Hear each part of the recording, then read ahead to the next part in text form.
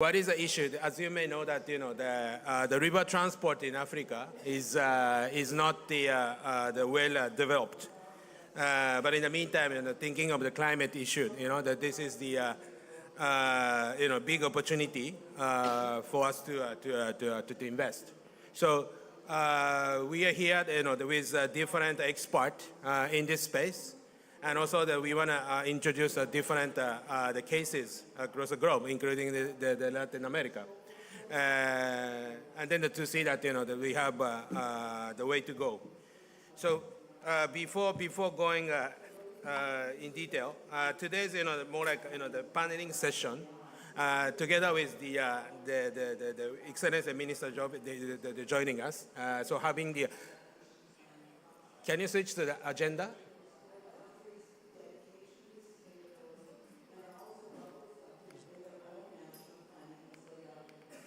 Let me show you today's agenda. Okay, so here after this my introduction, we will have the keynote speech by His Excellency the Minister Jove, the Minister of the Petroleum and Energy, the Gambia.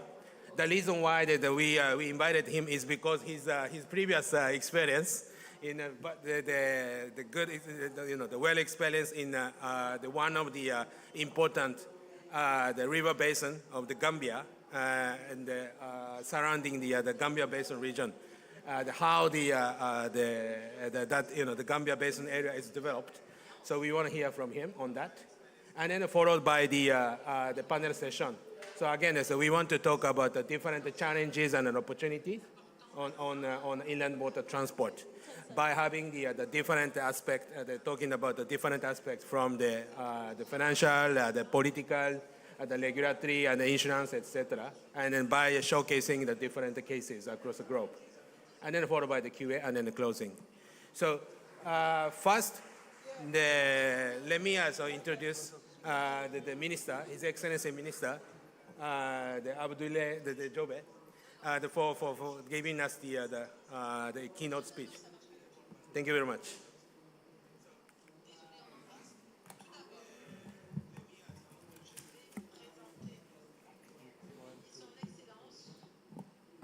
Good morning to all of you.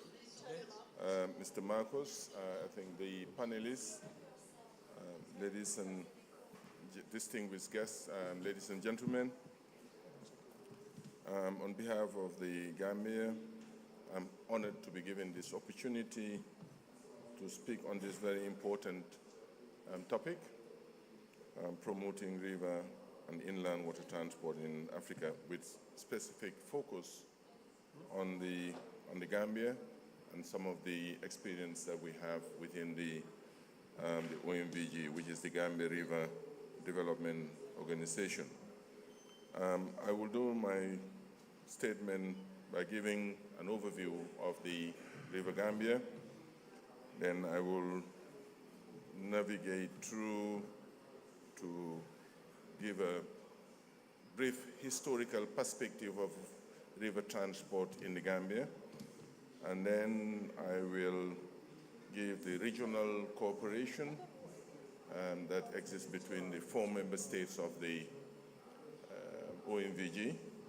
Then I will talk about the existing policy, institutional, and legal framework for the development of the river transport in the Gambia. And I will also end by giving the collaboration and partnership that exists between the Gambia and the Millennium Challenge Corporation, specifically the compact in relation to greening the Gambia's transport infrastructure and what we are doing with them. So let me start by saying that the River Gambia, which is one of the most beautiful rivers in Africa, rising from its source in Fouta-Jalong Mountains, that is the massif in Guinea, and it flows a distance of 1,184 kilometers through Senegal and the Gambia to the Atlantic Ocean at Banjul. The river flows approximately 1,100 kilometers from the Republic of Guinea. Along the banks of the river and in the estuaries are mostly mangroves. These coastal forests thrive in Black Sea water. They provide storm and erosion protection for coastal communities as well as timber resources. The River Gambia, or the Gambia River, is the major trade and transport route for the country. It also supports commercial fishing and cultivation of rice, millet, and other crops. On the history, the River Gambia is an effective transport system from Banjul all the way to Basse in the east. The river transport was one of the most popular choice of commercial activities along with some towns and villages. The introduction of road has declined the river transport, but we believe that because of the thriving nature of river transport that led many towns and villages situated along the river. In the Gambia, the Maritime Department was created sometime in 1909 to handle marine and dock yard needs of the country. The marine function included registration and license of fleets of river crafts that ply the river and foreign ship that dock in the country. At the time, each of the major European firms, CFAO, etc., had their docks to handle their fleets of river craft and also to handle ships bringing goods or taking exports like ground from the hinterland to Europe. In the 1950s and 1960s, there were over 200 privately owned groundnut cutters in the greater Banjul area were transporting groundnuts from the hinterland into the Banjul for shipment. So, and there are many economic activities that took place along the river. So let me come to the regional integration. Our founding fathers, that is the former President Sadao Kairaba Jawara and the former President of Senegal, Leopold Sédar Senghor, saw the vision to create an intergovernmental regional organization. And around the 1960s and 1980s, there were several exploratory studies that looked at the potential of the river basin. This identifies, dams that needed to be created and barrages along the river. And the two governments, following various studies in the early parts of 1970, then created the organization pour le mise à valeur des fleuves Gambie, which is the French acronym meaning of OMVG. And the OMVG is responsible for coordinating planning and development activities in the river basin. The People's Republic of Guinea became a member of the organization in 1981, followed by the Republic of Guinea-Bissau, even though Guinea-Bissau is not part of the river basin, but as a country within the region, it then shared, put one of its river basin as part of the resources that are managed by the OMVG. The organization is comprised of the Conference of Heads of States, which is the supreme body that develops policy for the organization. And you have the Councils of Ministers that guides the day-to-day operations of the organization.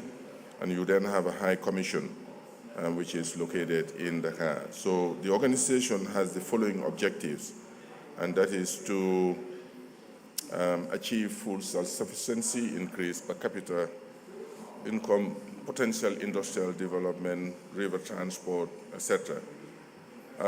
One important thing that OMVG did was that looked at a study, feasibility study, to try to see how we can link, because the Gambia, the river divides the Gambia into north and south, and part of Senegal which is the southern part of Senegal, you have to pass through the Gambia to go to the southern Senegal.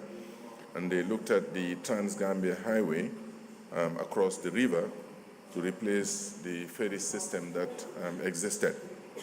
So the French supported the feasibility studies of this bridge.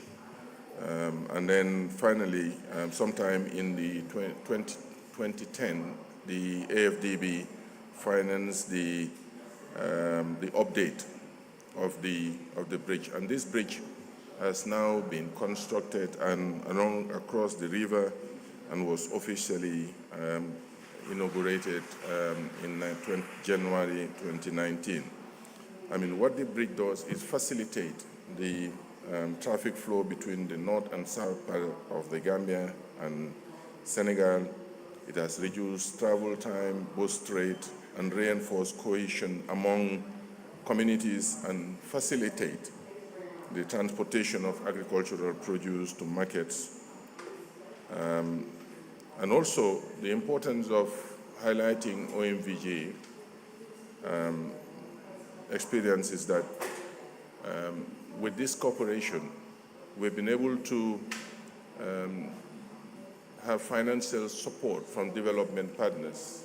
About 8 or 9 financial institutions have supported the OMVG to develop the transmission line infrastructure connecting the 4 member states, wherein we'll be able to use the river resources to produce electricity, which is clean, for the development of the economic activities in the member states. And also, in terms of the river transport specific, the Gambia ports of Banjul serves as the main gateway to the country's international trade, accounting for almost 80% of the cargo. The location of the Banjul port makes it particularly attractive for not serving only the Gambia itself, but also neighboring countries, including Senegal and landlocked Mali, Guinea-Bissau, and Guinea. It is in the context of enhancing the country's potential and attractiveness to serve as regional hub that river transport has become relevant. In the past, the river transport was the backbone of the Gambia transport system and was vital to the economy and provided an essential artery for the internal commerce of the country. In the past, freight shipping used the river extensively with the regular shipments to the inland. At present, the river transport is not utilized to its fullest potential, which is resulting to low in economic activities in some vibrant regions, growth such as Kawur, Kuntawur, Georgetown, and Basse. The Gambia Groundnut Corporation utilizes currently towing barges for transport of groundnut along the river. And we also have cruise vessels and leisure crafts that use the river to transport tourists. As you know, the Gambia is a very popular tourist destination. And in line with the overall mission of the National Transport Policy articulated by the relevant ministry, we have 8 strategic enablers of the country's national development plan, and the Gambia is poised to promote river transport due to the fact that it is cheaper in terms of cost per ton per mile for high volume cargo such as rice, sugar, flour, etc. River transport also provides a more environmentally friendly alternative when compared to road transport, especially with increased emphasis on lowering carbon emissions to address associated climate resilience and adaptation measures. The strategy includes the promotion of commercial river transport industry linked with the potential for freight and passenger transport, as well as the prospect for tourism development. In line with the overall mission of the national policy, the mission of the marine and the river transport is to develop and promote a sea, port, and water transport industry in support of the long-run expansion of the productive capacity of the economy and the improvement of the living standard of the Gambian people. Revitalizing inland river has been an important component for diversifying the activities of the Gambia Ports Authority in order to provide a competitive alternative to road transport, offering a sustainable and environmentally friendly transport system. Our collaboration and partnership with the MCC, that is the Millennium Challenge Corporation, specifically the compact, is to green the Gambia's transport system or infrastructure through the revitalization of the underutilization of the river transport. So sometime last year, the MCC board selected the Gambia as an eligible country to develop a compact program. And prior to this decision, there was a constraint analysis which was conducted, and it identified the underutilization of the river transport. And I think it has been selected by the MCC with the objective to unlock constraints in this area for inclusive economic growth of the Gambia. Already, we have established a compact project development team which is directly reporting to the President because of the importance that it attaches to this development. They are working with their counterparts in Washington in developing the concept note and later on the feasibility studies and appraisal of potential projects on the river transport and ecotourism, among others. In order to better understand the constraint in the river, a root cause analysis was conducted, and the underutilization of the, including the over-reliance of road for cargo haulage. As such, the analysis further identified some root problems, key among which is insufficient river infrastructure, river accessibility barriers, few businesses are able to use the river, limited vessel and barges to operate, etc., among other things. So in light of these identified issues, there are two components which are identified for the river revitalization of the river transport, which are the hardcore infrastructure relating to the development of dry ports, removing wreckage on the river, etc., and also the software or the soft part of the river transport. Those are the institutional strengthening, the legislation, the legal framework, capacity building, etc. And I think we expect the pre-feasibility to be completed in July 2024, and then also all the other studies to be completed, and as such for the program for the revitalization of the river transport to kick in by early next 2025. And we believe that greening of the transport infrastructure cannot be achieved without the utilization of the river transport, and of course that hinges on plying the river Gambia, because there is a huge potential. So I would like to thank you once again, Marcos, for giving us this opportunity. Thank you.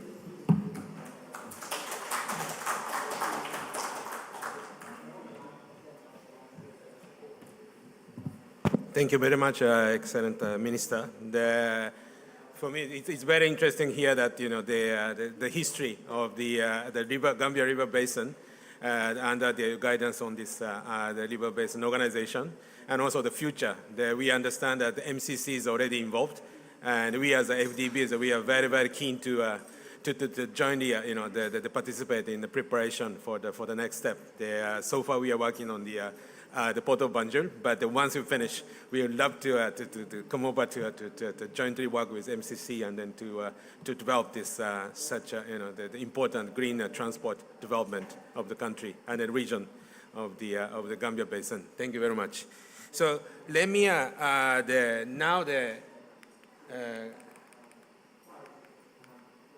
before going to the panel session, let me a little bit step back. What we want to do for this session. Let me just highlight just 4 elements. One is the awareness raising. Again, this maybe a little bit different from the other regions, but Africa, from my point of view, it's a little bit, this inland water transport is an untapped area. But so this is first, the purpose of this session is to raise awareness by introducing a different, the initiative done by the different organization and also in the other region of the world. And then number 2 is as the minister also mentioned about the planning, which is very important. So we would love to we as FDB, we would love to start preparing for the planning. Not only for the one singular, of course Gambia is important, but at the same time we will hear for the other the river or the inland water transport opportunity across the continent. So we will have to start planning how we can promote such an important green transport across the continent. And then that's the second one. And then number 3 is again the resource mobilization. We will be very happy to take a lead to raise the funding support for the different type of technical assistance where it's required. And then the 4th point, we want to also look at which area we could potentially capacity building. That is also another important area in this space. So we would love to discuss on that today. So before introducing the panelists here today, so we want to discuss a different.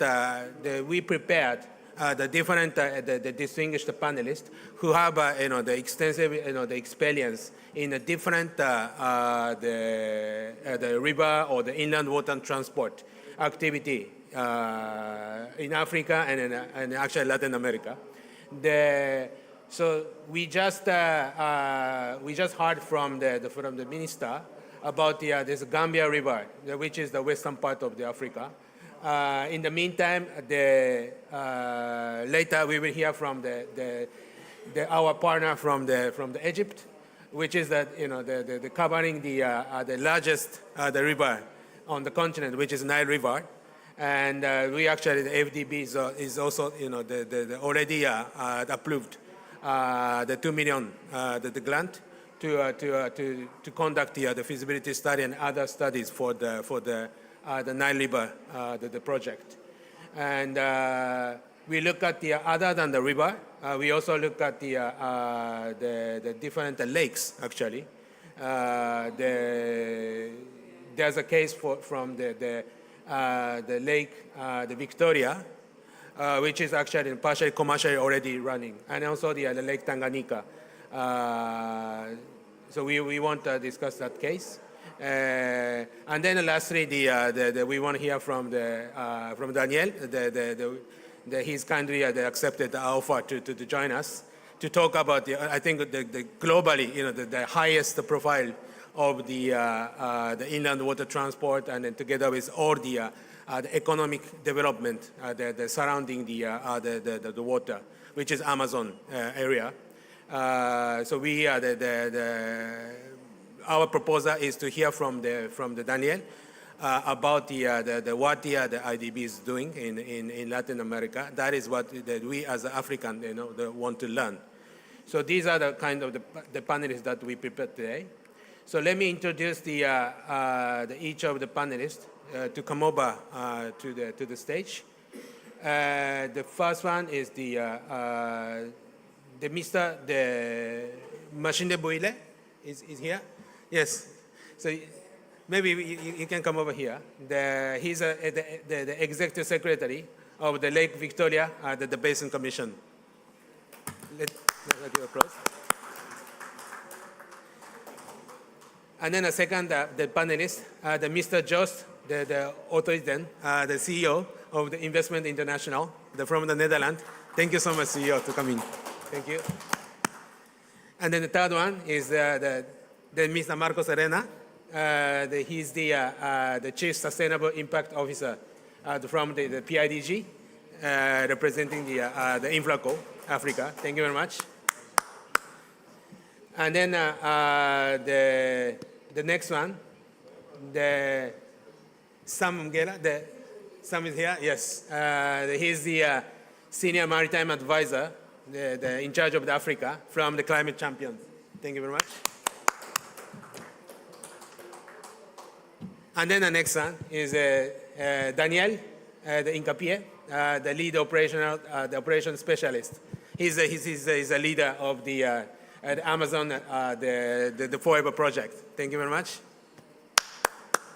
And then lastly, we have the guest from the private sector who is online, joining from the Netherlands, the Gart de Jong. He's from the Damen, the financial services, representing a Damen shipyard, one of the largest the shipbuilders companies in the world. Thank you. So we come back to you, Gart, later on. Thank you very much. So we have prepared each panelist the one small question for you guys to talk about the EU experience, the relevant. So let us start from the Dr. Mashinde. Okay, I put your for here. Okay, so we prepared for you the question for you. Could you introduce the role of the Lake Victoria Basin Commission in water transport, and then how the inland water transport in Lake Victoria is important for the economy of the East Africa community? That's a basic question, and then after that, you're free to introduce. Thank you very much. Thank you, moderator, my brother Mark. As you said, my name is Masinde Bwire, the Executive Secretary of the Lake Victoria Basin Commission. Let me also join the keynote speaker, our Minister, Job, the way he said the importance of inland water transport in Africa and how you can promote our African economy by promoting waterway transport.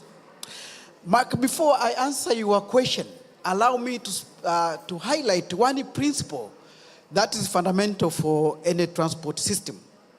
For development of any transport system to be regarded particularly important, number one, must be really significantly contributing to a process of economic development of any country or any region. And if that kind of linkage is not there, you cannot promote any transport system. The reason is very simple. For any development to take place effectively, either in urban or in rural areas, there must be effective and efficient transport system to facilitate movement of goods, persons, and services. For the Lake Victoria, who help out is a popular lake, water bodies, and the sun, it is connecting the East African countries. I can say the heart or the unifying factor of the East African partner states. Imagine that Lake Victoria water bodies could have not been there. My assumption is that maybe even the East African community could have not been there because it is a unifying factor.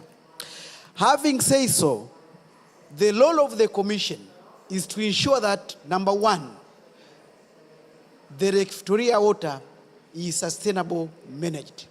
the resources utilized efficiently to the benefit of the riparian or partner states and the people of East Africa. That makes the commission to be there. Means we have to promote measures, policies, regulations, and the standard for transportation, maritime safety, and security.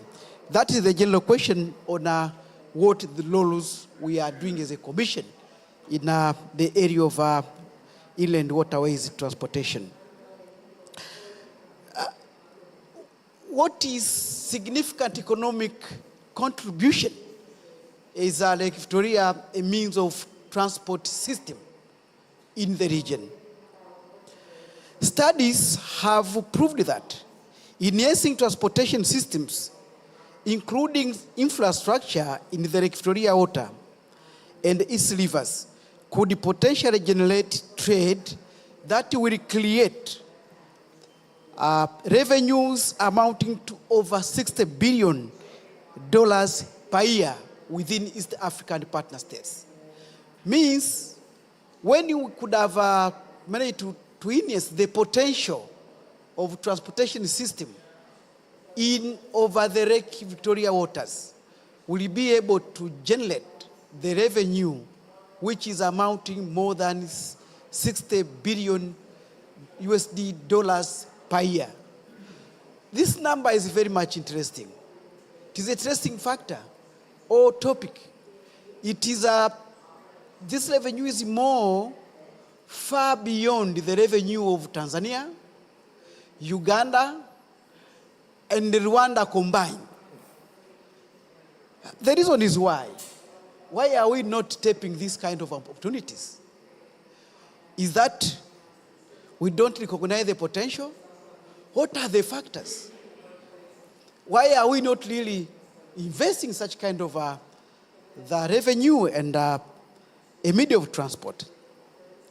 Another important is about the regional integration, movement of goods, trade, people, and the services. If really we promote transportation and we invest in important and the key infrastructure within the REC system, potential to be able to connect DRC, Rwanda, Burundi, South Sudan, Kenya, Uganda, very easily. We could have even linked very easily landlocked country like Rwanda, Burundi to the port of Mombasa and Dar es Salaam. Why are we, the question remains the same. Why are we not investing there?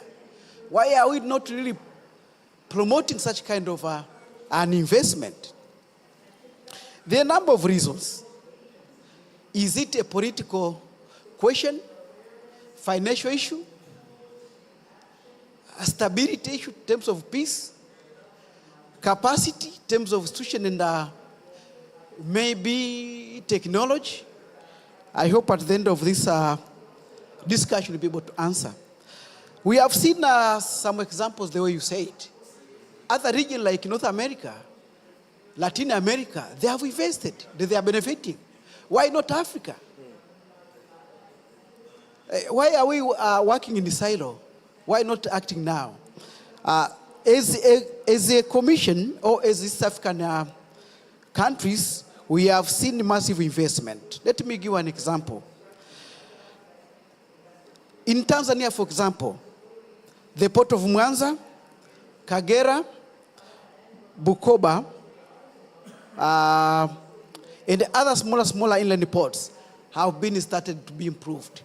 We have been witnessing the government of Tanzania now investing over building new big vessels like the MV Mwanza that are being intended to facilitate passengers and the cargo transportation. Equally in Uganda, the Republic of Uganda have been now improving and investing much in terms of transportation, like building some vessels like MT Kabaka 2 and MT Ergon, both of which they can even be oil transportation tankers and the capacity that is expected could have the potential to kill some oil and fuel over a capacity of 10 million liters per one trip. We have also seen the government of Kenya, for example, improving the port of Kisumu and the like. In summary, what I want to highlight here is our partner states have also realized the potential. Under coordination of the Commission, we are pushing, advocating our partner states to continue investing within that inland transportation system. We also see the future of the Kagera River. We are promoting some studies. And also we have tried to put some regulatory framework, including the Act, the Victoria Transport Act of 2007, to make sure at least countries are harmonized and are coordinated. Thank you, Mr. Mark, and I hope I've raised much of your question. Thank you very much, Dr. Buile. It's interesting to hear that it's potentially 60 billion the dollar per year to generate. Regardless of figure, I totally agree with you that this is a huge opportunity and the totally hidden the opportunity for us to tap into. We would love to talk later on on the going forward. So let me go to the next. I'm sorry that I skipped it because I was a bit nervous. But let me introduce the engineer, the Samir Salama from the Ministry of the Transport Egypt. He's Assistant Minister for the River and Transport Affairs, which I mentioned that the most important river in Africa, which is Nile River. So he's in charge, expert of the Nile River, the transportation development. So, sorry, the Mr. Samir, come over here. Yeah. So, Samir, over here.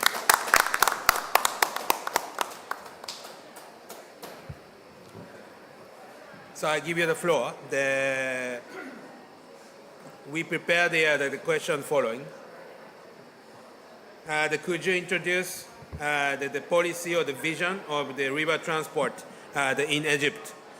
The bank FDB approved the 2 million grant to conduct the study work on the navigational line between the Lake Victoria and the Mediterranean Sea, which is called the VICMET, the project on the Nile River. My understanding is a part of the PIDA project, so which is very important, and so we always support for that. Please tell us, your plan for that study, and then also the expectation from it. And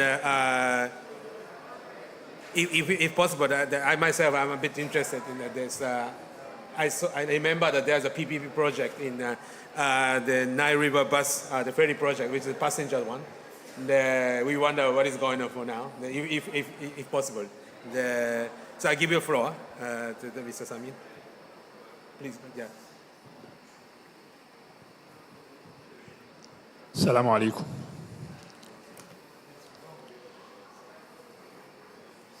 في مصر نهر النيل اللي موجود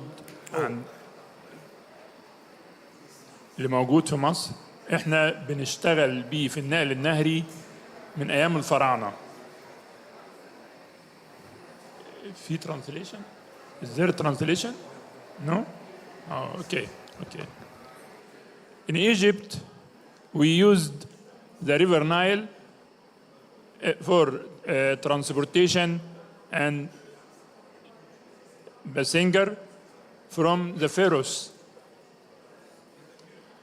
So, we suggest that we transfer our experience to all the Nile Basin countries to use the River Nile from Lake Victoria to the Mediterranean to help the River Nile Basin countries in transportation, especially the closed country. And when we know that the roads in these countries not enough and not good. So the river navigation or the river transportation, I think it is the solution for overcoming the problem of transportation of the Nile Basin countries. We started this project and finished the pre-feasibility study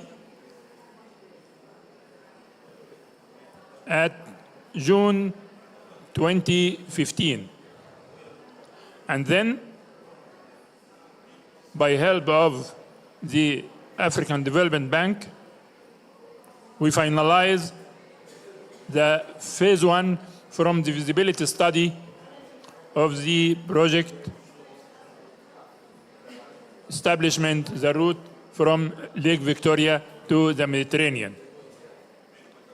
Now, we go to negotiation with the bank also to have about $2 million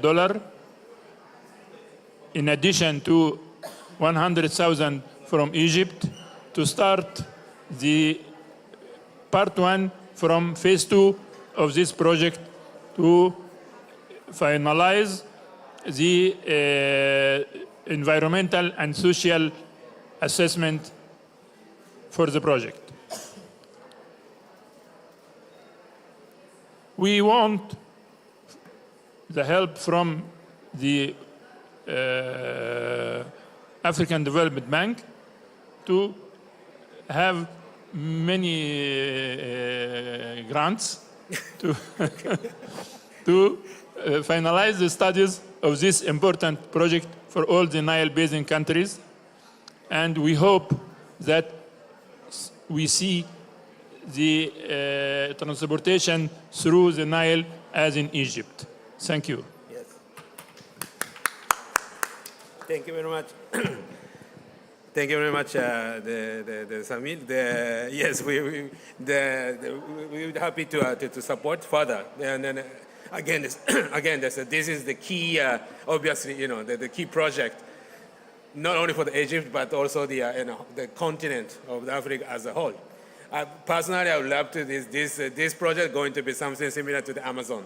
That's what we really make it happen. So let us discuss further on that. Thank you very much. So let me go to the next panelist, which is the Mr. Jos, the CEO of the Investment International from the Netherlands. We've been working a lot with your colleague from the project, the activity. Me as a head of the project, we've been working with your colleague on Zambia, the Mpumalanga, the harbor.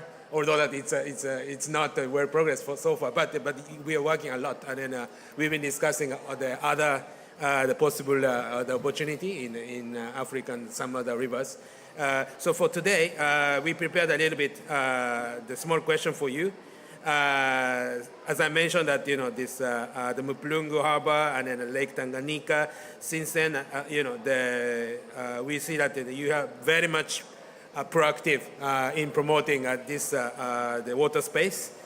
I bet because of the experience from your country, I believe. But yeah, that is very important for Africa, I believe. So could you introduce a little bit about the background and then your vision about the future of the river or the inland water transport from the Investment International point of view? I personally had a look at your activity, and then we learned that you have a very, very interesting the initiatives going on, such as the ship leasing the initiative with the Damen, that the guard is here, the later oncoming. And also that I also learned that you guys signed a kind of the partnership or the agreement with the government of Cote d'Ivoire on public transport, the activity, and including the lagoon or the water transport in Abidjan, where we live, in fact. So we are very keen to hear from you what's your vision for that. So to the extent you can introduce, we would love to hear from you. Thank you very much. I give the floor to you. Thank you. Okay, thank you. Is this working? Yeah. Yes. This sounds like it. Yeah, well, nice meeting you all. Indeed, CEO of Invest International, a Dutch financing facility. I'm from the Netherlands. I just looked it up on Google. We have 9,300 kilometers of waterways in the Netherlands. So the history of our prosperity is waterways. And most of these canals were hand dug in the 19th century, right? For transport, but also because we are a delta area for the farmers to drain their lands. I live at the border of the River Rhine, and again, our connections to Germany, the hinterland of Rotterdam and Amsterdam. You know, I would say all of our prosperity is built on waterways, right? And even today, road or rail can hardly compete with waterways, right? It's very efficient, it's very effective. So, you know, it's still very modern. So it's logical as a Dutch institution that we try to support the African continent with inland waterway development. We have quite a nice project at Lake Kivu, where they're financing the port developments at the lake. We are grant financing two ports, and there's a further request to finance another 2 ports on the Rwandan side. One is going to be finished in a few months. And this is an enormous, what you already said, there's an enormous impact on the local economy or the regional economy. One of those harbors, there is 50,000 traders daily that are using the ferry, going, you know, doing the trade, mostly women, between the countries, between DRC and the other countries, up and down. And by developing the waterways, developing the ferry systems, developing the harbors, you have an enormous economic impact for the region, right? And we are happily supporting that. Like you correctly said, we signed an MOU with the government of Côte d'Ivoire on a 300 million euro package, 100 million loan, 100 million grant, 200 million loan. And we will also help develop the waterways there. I think there are great opportunities in Ghana. Ghana has also very, very important lakes connecting a lot of economy, which I think are ready for development. We are looking at Cotonou, in Lac Nkoye. We are there doing quite a big project there. And that lake is also super important for you know, tens of thousands or even millions of people. At the moment, it's filled up with mud, right? So it's very shallow. It's no longer alive.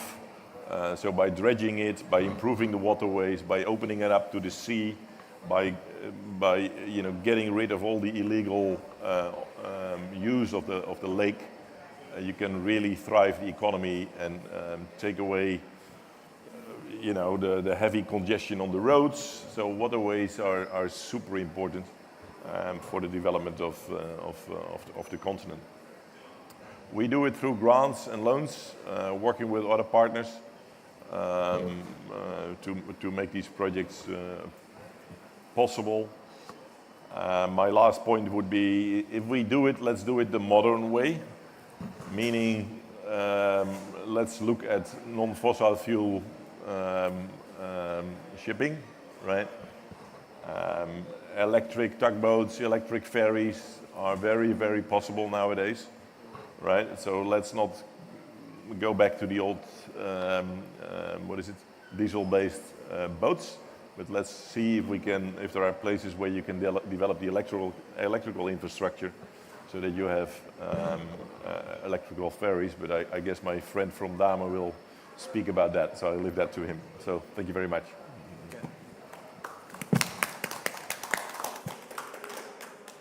Thank you very much, Mr. Ortiz. And I was not aware that, that you are doing a lot more than expected already, but we would love to talk more than we as FDB are happy to work together further with Investment International. Thank you very much. So next panelist is from the PIDG, from UK, the Marcos Arena. He's the Chief Sustainable Impact Officer.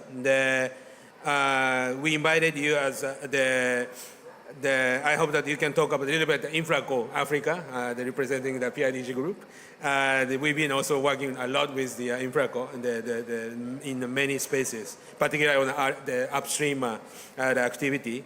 And then when it comes to this inland water transport, I remember that we are working on different opportunity, even actually Gambia, but maybe you guys left. But anyway, there's a question here that we prepared. The InfraCo under the PIDG is pretty active in inland water transport business by supporting different private sectors such as Electra. I believe that they're from UK as well. And Waterbus from Kenya, I think Kisumu, they're based in Lake Victoria. Could you a little bit elaborate on your total strategy in the inland water transport promotion from the perspective of PIDG or the InfraCo? In the meantime, the project may not be the progress as planned. That there is I was thinking of the Gambia one, but could you share that maybe not only for the good thing, but the challenges, the issues and how you plan to address such challenges. This is a basic question I prepared, but you're open to speak anything. So I'll give you a floor to Marcos. Thank you. Thank you. Thank you. Good morning, everyone, and good to see some of you and new and old friends. So, Private Infrastructure Development Group is the parent company to InfraCo. InfraCo is our equity arm, and we've also got a debt arm and a guarantee arm. And we develop and invest infrastructure in Africa and Southeast Asia. We got funding from a number of governments, including the Netherlands, and from private capital as well, which we leveraged in the group. We recently relaunched our strategy 2030, and connecting people and goods is one of the key pillars for us, and that means telecom, digital, and transport. In the transport area, we focused on two specific things: electric vehicles and water transportation. We see I don't have to repeat the reason because we think it's important. I think we know that. But I'm going to share just 3 examples of things we have done already to highlight some of the challenges, as you asked me, Marcus. So the 3 investments are all in Lake Victoria.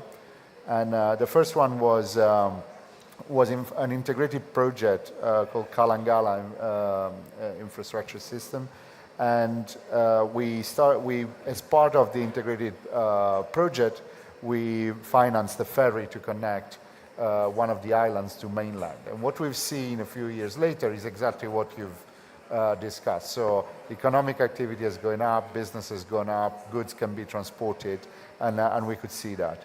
Now that took us a lot of time, but we saw the potential of that. And then we started a second investment, which is going to operation in Q2 next year. So this is the first scheduled roll-on, roll-off service between Mwanza and Port Bell, so between Tanzania and Uganda. At the moment, it takes 4 days for trucks to go in between the 2 countries. The new ferry takes 18 hours. And so there's a lot of saving, there's improved safety, improved efficiency, and reduce emissions as well. And I'll talk about the challenges of that. But the third one is moving people. So that's Waterbus that you refer to. So this is a passenger service, again, scheduled passenger service, short hops between city and islands in Lake Victoria, with Kisumu in Kenya as a base, and about 100 passengers. At the moment, most of the traders and passengers move on canoe with a diesel engine. And those are not just polluting, but also quite dangerous. There's a significant number of accidents happening. While these are efficient and safe 100 people catamarans. And the work that we've done with a company that had only 2 is to expand the fleet, make it more flexible, but also try 2 solar-powered vessels there on the lake. So let me go to the challenges that you asked me. I'll highlight mainly from the perspective of what we call East Africa Marine Transport Project, which is the roll-on, roll-off ferry.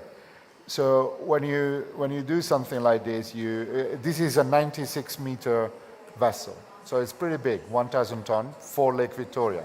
So we had to build a shipyard because there was no way in which we could build it. And that's not what you typically have to do. But we partner with Seco Marine from Kenya to come in and build a shipyard there. Now that shipyard is there. It means that after the boat is done, after the ship is done, then it can build more and it can repair as well vessels of that size. The second thing we had to do was the big challenge we had there with all the talk of regional integration and trade was to get materials and machinery into the location because the transportation is not there and because of actually tariffs and border issues as well. And this is one of the most advanced places in terms of regional integration, as we know, in Africa, but just sharing that is still difficult. And the other challenge, the third one was we also had to adapt the ports because the vessel was too big. And as part of that, we also had to look at how the water level on Lake Victoria is changing because of climate change. And for both this one and for the water bus in particular, I look at flexible jetties that can move with the water moving. And then the big thing that we had to do was also training the workforce, both for the shipyard and for the work on the vessels. And so we partnered there with Dar es Salaam Marine Academy, and we had to work on that. And one of the things that we focused a lot is, given the short hauls of this travel, specifically target women as part of the workforce there.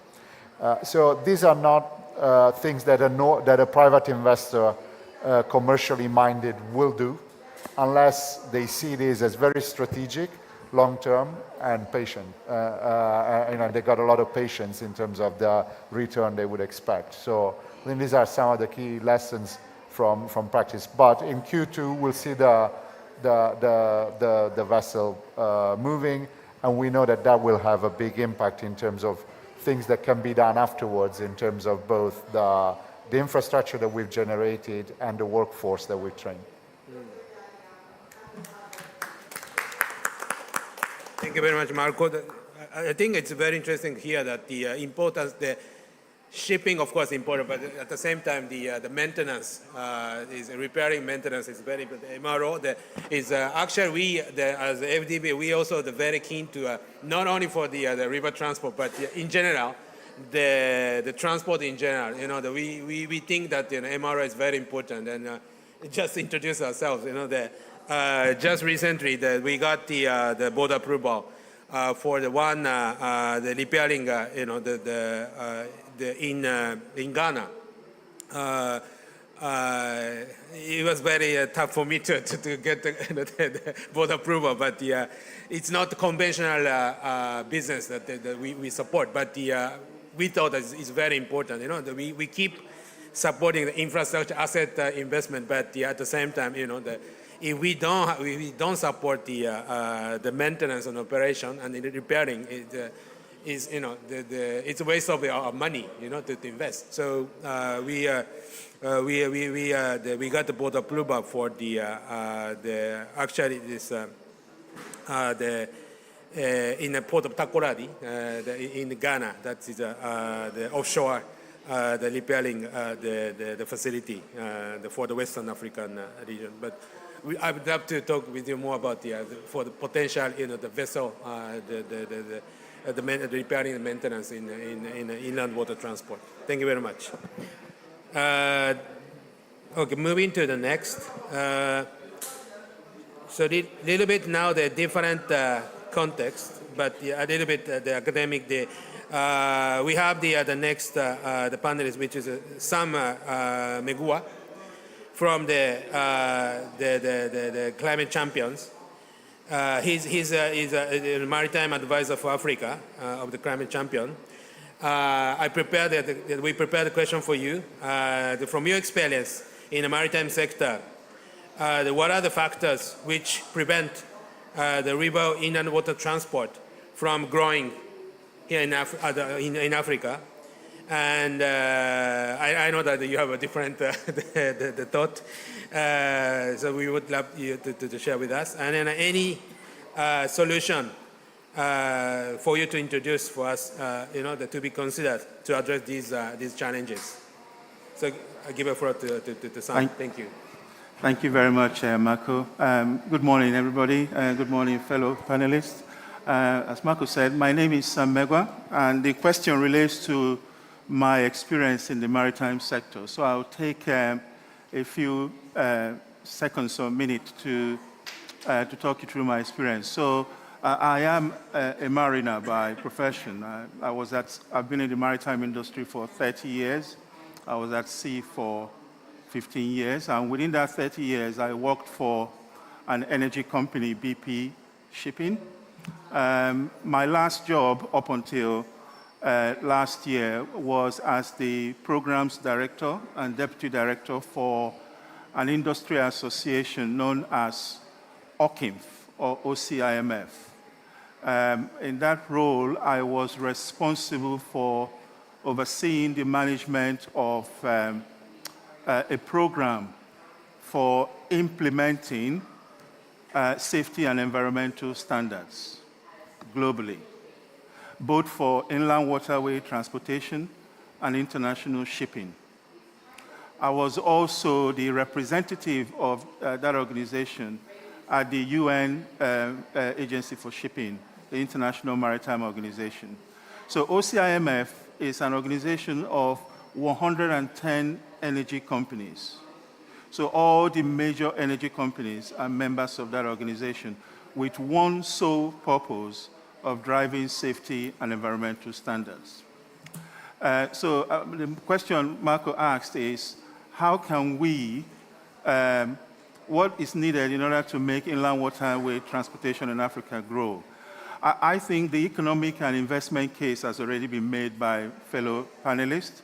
So I will focus my comments on standards and regulations.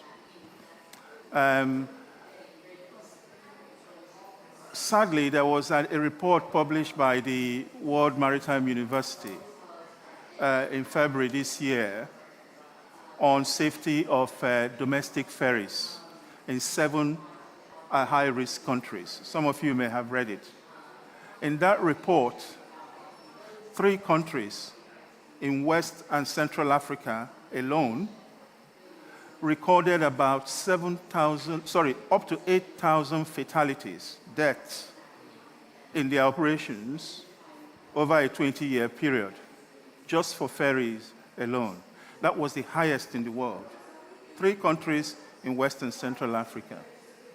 Now, if an industry is unsafe, if an industry has a reputation for killing people, it will not, or it will be very difficult to attract investment. And I'm sure the investors in the room would agree to that. And of course, with investment comes growth. So one of the key areas for focus, if we want to grow the inland waterway transportation in Africa, is to improve safety and environmental standards. But the challenge with that, and I say this from the work that I did in my role as OCIMF director, the problem with that is standardization. Okay? You need to standardize in terms of design, in terms of the assets themselves, the design, the construction, and the management of the assets. Standardization at industry level, standardization at regulatory level is important. You can either do it at a continental level or you do it at a global level. In other parts of the world, what is more predominant is at a continental level, so the EU or the US, that is what is more predominant. Although there is an aspiration, certainly by the energy companies, to have a global standardization. Now, the challenge with standardization is that the inland waterway transportation, what we found, was they were predominantly small businesses owned by individuals, in some cases owned by families who live on board the vessel. So it's very difficult to standardize things like that because one is expensive, two, people have different appetite for safety and efficient operations. So that was one of the challenges we found in terms of how we can promote standards and safety and environmental practices. Now, the other thing we did find in our assessment was the reliance on personal experience. Of course, these small businesses, they base their operations on their own personal experience as opposed to some sort of standard method. So that was the big issue. And then, of course, the regulatory side of it as well. The industry isn't very well regulated. So there is a need to be able to come up with some sort of harmonized way of regulating the industry at a continental level, considering Africa alone. Now, the other thing we thought, or I think is necessary for Africa, is for the industry to take ownership and accountability. Rather than waiting to be told what to do by the government, I think there is an opportunity to form some sort of community of practice or some sort of industry group where you are able to understand your challenges and also develop the solutions yourself, and then work with governments and other institutions to implement solutions that work for you. Because if you wait for the government to do that, they will tell you what to do, which may not be the best thing for you because they don't understand the technical challenges or operational challenges that you face.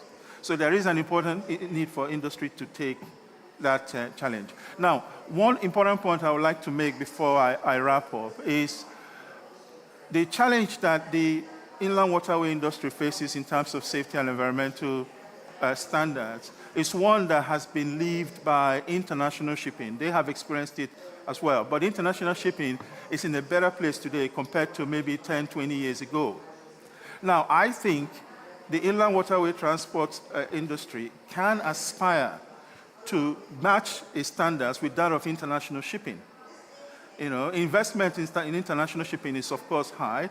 It is because the standards have significantly improved over the years. So I think there is a need to set an ambition to try and match the standards in the international industry. And I think with a good strategy, that can be achieved in 5 years, or maybe slightly more, if you focused on it. So there is a need for that in terms of looking to set up a standard based on something that has been practiced in other sectors, something that has been practiced in other continents. And I think there are three areas that will be very important in achieving that. One is development of guidance, industry guidance that can be communicated at all levels of the industry, whether it's a one-man or one-person company to a multinational organization. Develop guidance that can be promulgated across the continent, across the sector.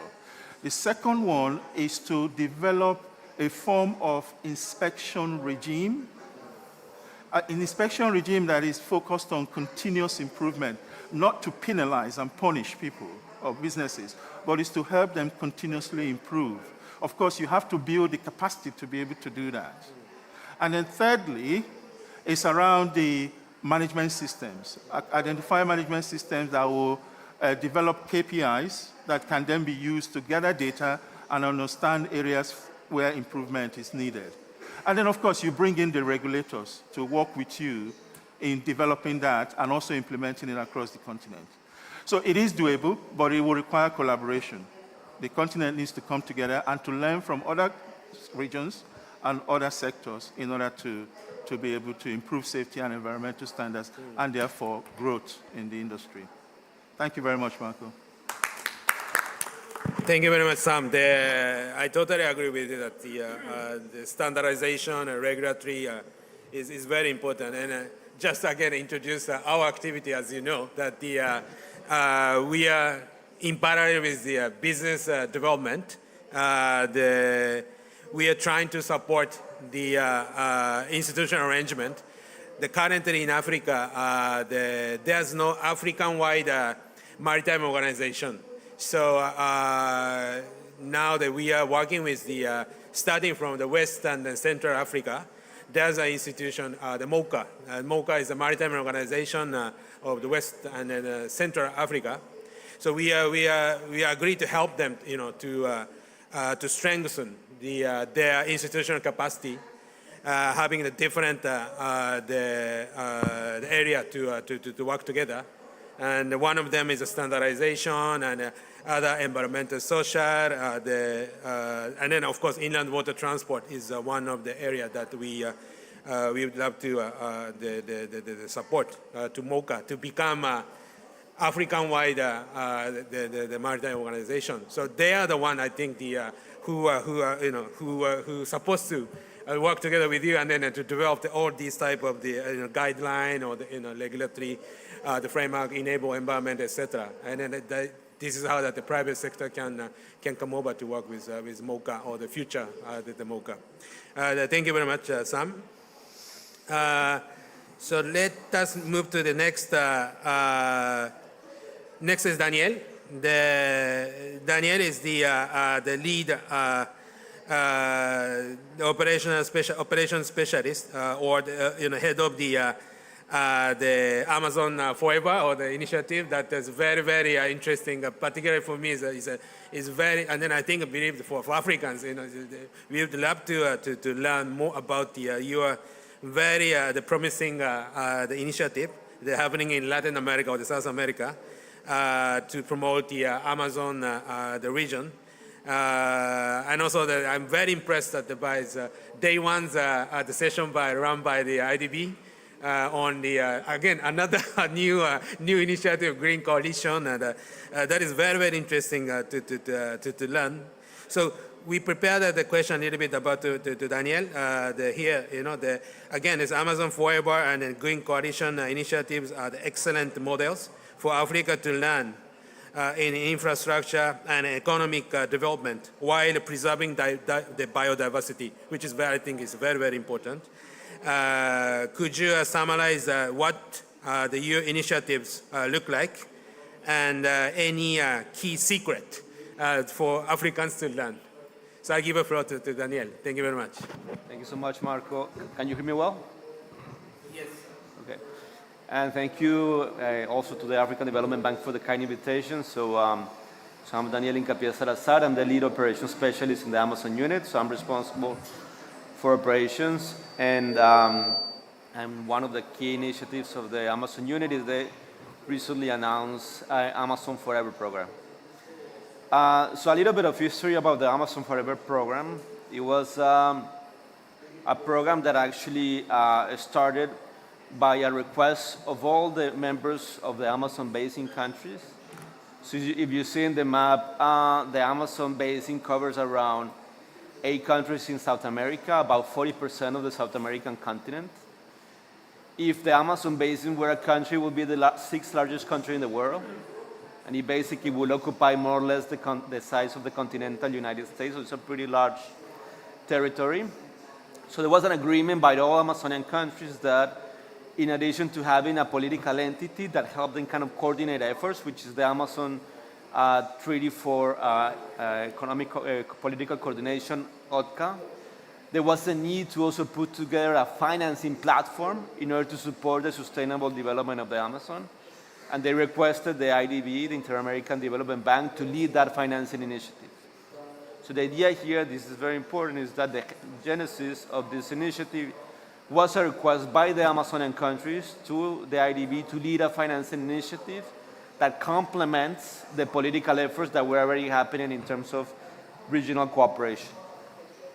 So based on that mandate, we started a discussion about, okay, what are some of the key challenges that the Amazon region was facing, and that was kind of hindering its possibilities in terms of, one, conservation of the forests and of the biome, and the watersheds, but two, also sustainable development.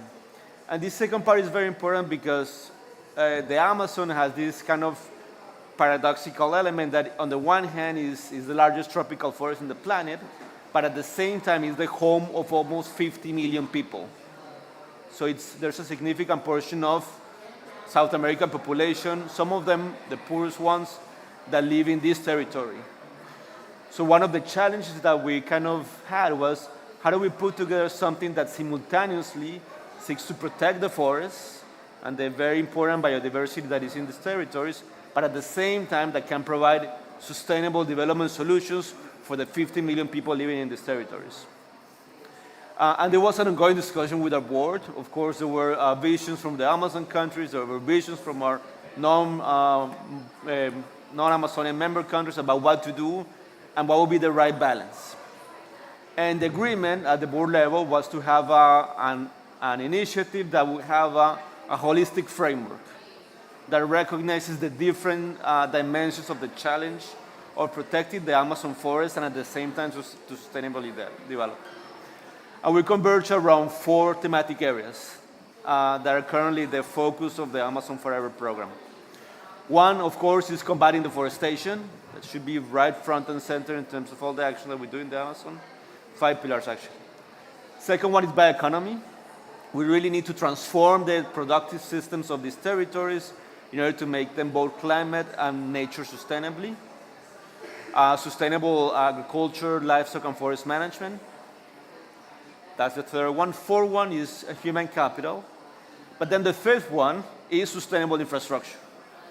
And this was a very important discussion because, of course, sometimes it's a little bit counterintuitive to think about infrastructure in a very sensitive tropical forest.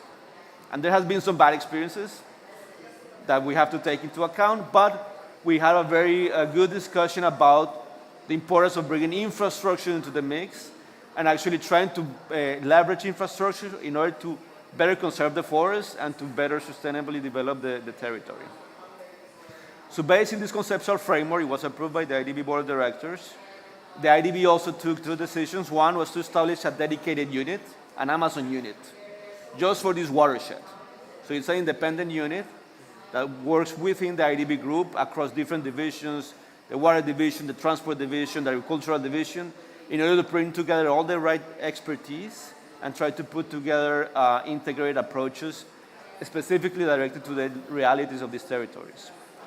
And the second thing that we did was resource mobilization. So based on this conceptual framework and this new kind of institutional mandate, we went out there and we raised money from different donors and investors, and we put together about $350 million in resources just dedicated to support the Amazon Forever program. And here at COP, we actually announced that we're doubling that amount with the support of our partners in the Swedish government. So we're going to be about $800 million just for Amazon Forever programs. So let me talk a little bit about infrastructure and specifically about water infrastructure. So as you see in the map, the Amazon River basically crosses right in the middle of the biome. And if you think about it, it's basically the main way of transportation for many of these 50 million people. So it plays a very critical role.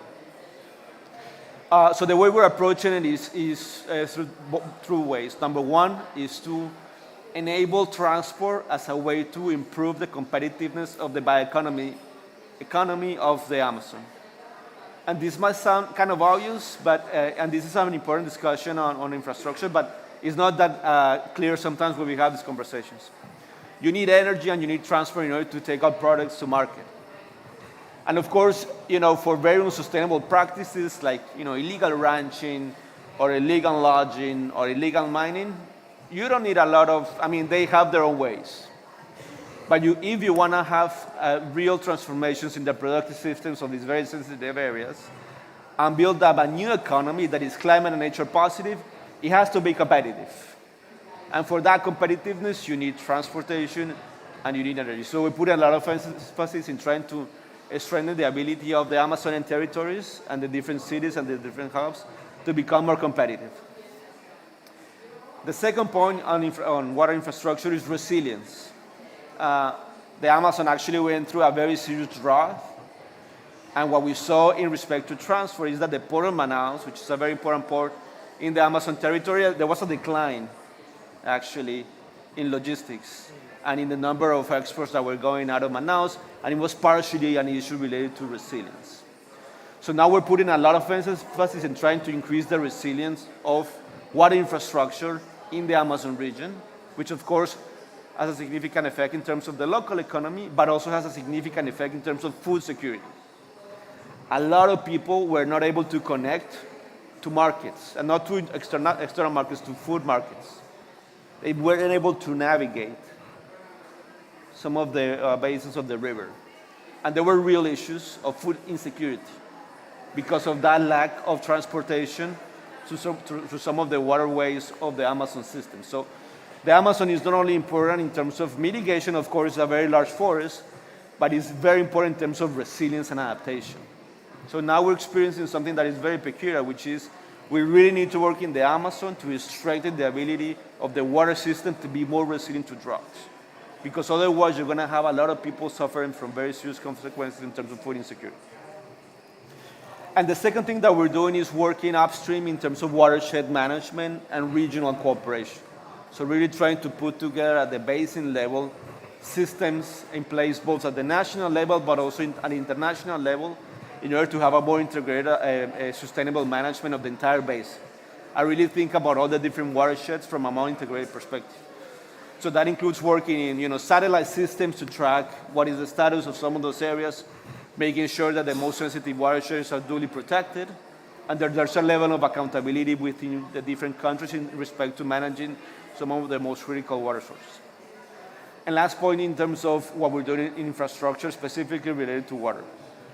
We're working a lot in terms of water and sanitation because there are a lot of binational areas that cross the rivers, not only the Amazon River, but the Amazon Basin. And we have situations like you have in Colombia and Brazil, there are literally two cities in the border. One is Leticia and one is Tabatinga. And they share the river. But Tabatinga is suffering because the waste management system of Leticia is not as developed. So there's a lot of waste going downstream that is affecting the territory. So we're working a lot in trying to finance binational projects on water and sanitation between different countries so that we can have more integrated approaches that allow us to kind of transcend the borders in order to have a more sustainable management upstream and downstream. And the final thing that I wanted to mention is that we're thinking about infrastructure in the Amazon in an integrated way. So really we're trying to put together packages of infrastructure that have connectivity, energy, and water systems to the extent possible in the same location. And it's an approach that we're doing a lot in Suriname. In Suriname, you have a lot of remote areas. And in those same areas, we're trying to put integrated infrastructure package of digitalization infrastructure and digitalization energy and bioeconomy projects around it. And also try to connect it with new forms of transportation, such as small airports and things like that. So in summary, infrastructure is extremely important within our own strategy. We see infrastructure when it's well done as an enabler to change the productive systems of highly sensitive areas into activities that are climate positive and nature positive.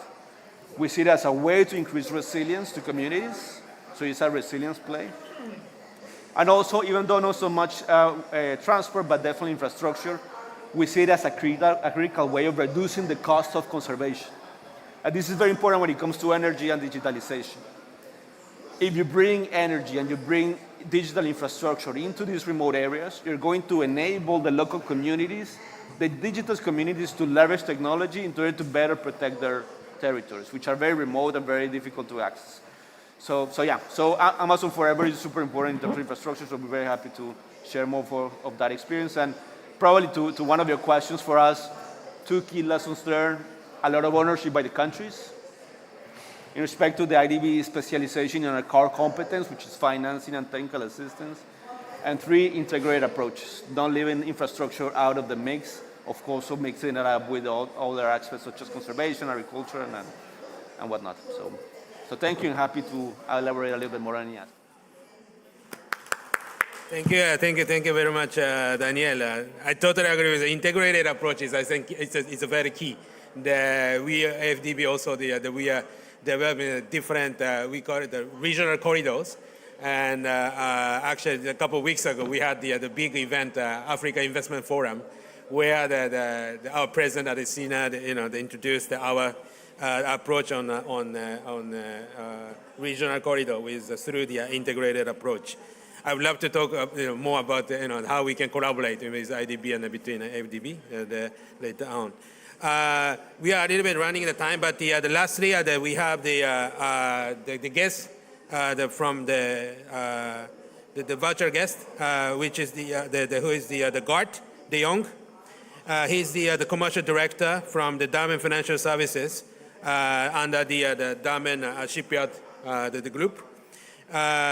We have to the Gart, we prepared a question here. The Damen is pretty active in African maritime space as one of the world the largest shipbuilding companies. What do you see that the issue in Africa, and then how are you how do you plan to contribute to promote the river and inland water transport market in Africa?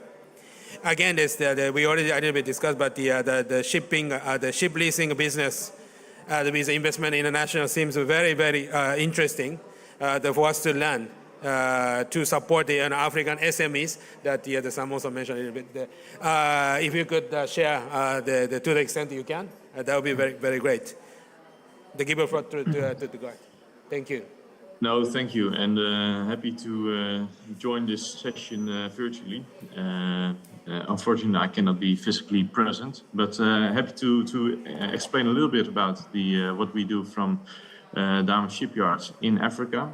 For introduction, we are a Dutch company, so therefore we are quite known with operating in the Delta region, like Joost from Invest International already emphasized.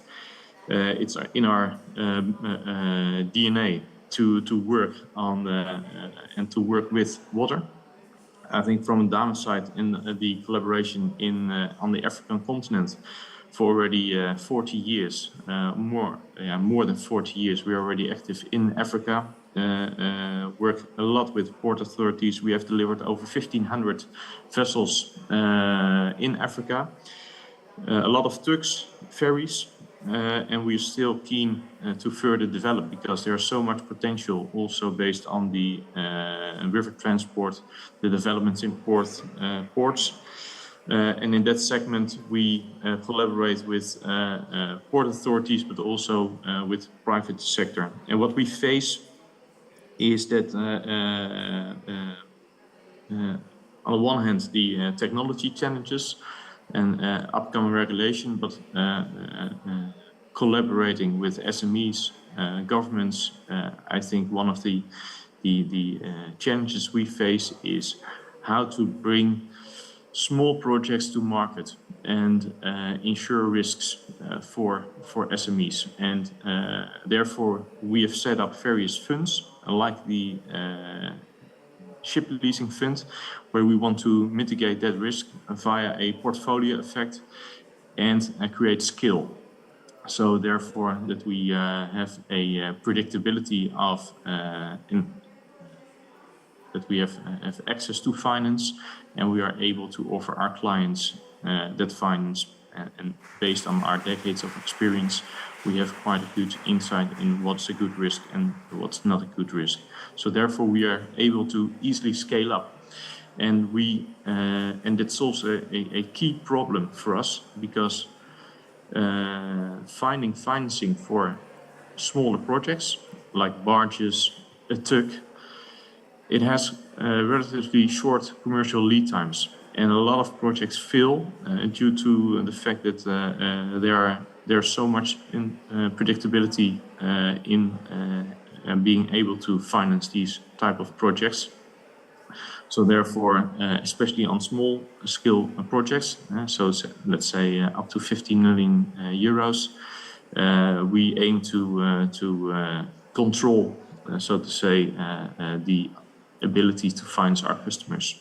That's something we've done in Gambia, Abidjan, Ethiopia, Lake Victoria, Kenya. In many countries we are active. So like the Honorable Minister Job from Gambia already mentioned, the Gambia River is also very interesting in terms of transport. And therefore we've also delivered a ferry in Gambia. I think that, so for us, being able to set up a framework to have to build up skill in combining a lot of smaller transactions, that's for us the key challenge. And in respect to technology, I think that was also a point raised. In Western Europe, we now aim to introduce electric ferries and tugs, and that's in Europe already, and even in the Netherlands, a huge challenge. But I'm a huge fan of the African continent, where I also lived and see a lot of possibilities. But for us, the modularity of the technological setup of a vessel, that's for us key. So therefore, to grow with the available technologies locally. So that's something we do, for example, how we want to approach the water buses in Abidjan, being able to convert easily vessels towards a electric system once reliable and operational, because that's for us also a key aspect, safety on vessels. I think that's basically what I want to lay out, some of the challenges we face and some of the possibilities we see. We are keen to work together with the African Development Bank, parties like Invest International and other parties in blended financing combinations. I think there is a strong interest from our side, especially for the coming 5 to 10 years, where the interest rates will also be higher, which will be a challenge for many countries, port authorities and public governments to raise funds. So we see a lot of possibilities to collaborate with the African Development Bank in solving and being able to finance various projects and then unlock the hinterland in Africa with the various ports. That's it from my side. Thank you so much for your attention, and should you have any questions, let me know. Yeah. Thank you very much, Gart. I think yes, it's very interesting to hear about the leasing platform. In fact, we are the FDB is now in different sectors. Actually, aviation space. Actually, we are thinking to develop the aviation and aircraft leasing platform. Same thing happened. We would love to support the second tier, third tier, the locally run the airline companies who's struggling to access to finance, and also the standardization of to the international level that we would love to support. So actually, that's the reason why one of the reasons why that I'm very interested to work with you. Shipping, of course, that's also very interesting. But we are working on aviation space. But the same thing, we'd love to work together. And then electric, yes, definitely. Actually, yesterday we have extended discussion with GCF, Green Climate Fund. We are actually launching a little bit different, but the continental-wide the initiative as a joint the facility with GCF. It's called the Green Mobility Facility for Africa. That is based on it's a still road infrastructure, but doesn't have to be within a Green Mobility Facility, but that is an electric focus, and that the GCF is willing to promote in Africa. That's so we agree to work together. But in this the shipping space also, we would love to consider doing something with you guys. Thank you very much, Gart. So this is we are actually already over the time, so maybe I should stop for here. Thank you very much for the panelists to join us, and also thank you very much audience. And actually we have I believe that we have many the audience virtually, but I couldn't catch up with them, but I'm very sorry for that. But for the future, I mean, as a next steps, I would love to call for the kind of the working group with the audience here, and also we can think of a different, more private sector and then a public sector group to join the forces, get together, and I'm very keen to launch, not we are not the copying, but not the Amazon forever, but we want to do the Africa forever. So we would love to work with IDB and then learn from the case of Latin America. I think it's time for us to do something for Africa. So I'd love to take a lead as a FDB to organize this type of the working group after finishing the COP and then relaxing a little bit, and then I come back to you guys. And actually, we FDB is now planning that we plan to organize the kind of the sector dialogue. We call it the Africa Transport Forum, led by the FDB and with some of the donors. We plan to organize such a transport, structured dialogue in Africa between the private sector and the public sector in Abidjan in probably end of the May. So I would love to put in the agenda the inland water transport into one of the agenda for that Africa Transport Forum. And you guys are all invited to come over to to Abidjan. So I would love to extend that discussion towards this Africa Transport Forum in May. So I come back to you guys, after finishing the COP. But anyway, thank you so much for your time, and then the coming over here, and then the audience as well.